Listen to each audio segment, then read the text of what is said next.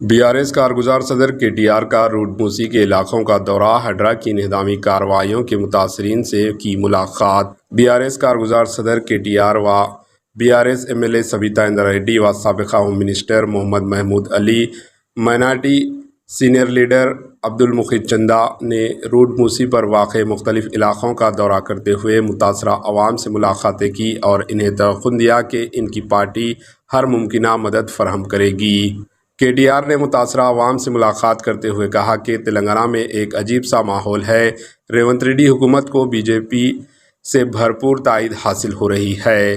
KTR ने कहा कि बीजेपी के बड़े कायदीन बंडी संजय कुमार, जी किशन रेड्डी, विश्वेश्वर रेड्डी और रघुनंदन राजा सिंह भी रेवंत रेड्डी के गुनगुना रहे हैं। बीआरएस कायद ने कांग्रेस और बीजेपी को इस दोस्ती को अजब प्रेम की गजब कहानी करार दिया। इन्होंने कहा कि ऐसी मिसाल कहीं नहीं मिलती। राहुल गांधी अडानी के खिलाफ बात करते हैं और रेवंत रेड्डी इन्हें अपना दोस्त कहते हैं। इसी तरह राहुल गांधी जिन्हें चोर चौकीदार करार देते हैं, इनको रेवंत रेड्डी अपना बड़ा भाई मानते हैं।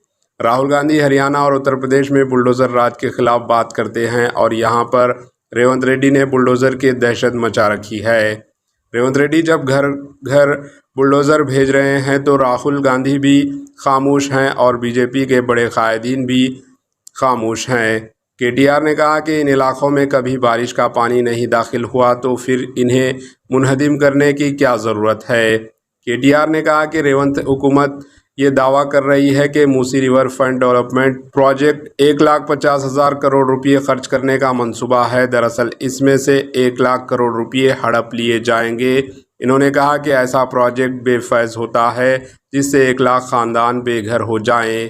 Bureau report, HN news. और बाकी स्कूल चलाने में बहुत काफ़ी काम उन्होंने किया और मंच पे हमारे भाई जितने भी हमारे श्रीकांत, अब्दुल मुखिद चंदा, हमारे एमएलए साहब कौशिक रेड्डी साहब, उमा मैडम, सोफिया हसीन सिद्दीकी और बाकी जितने भी हमारे लीडर हैं, जिनका भी मैं नाम नहीं लिया।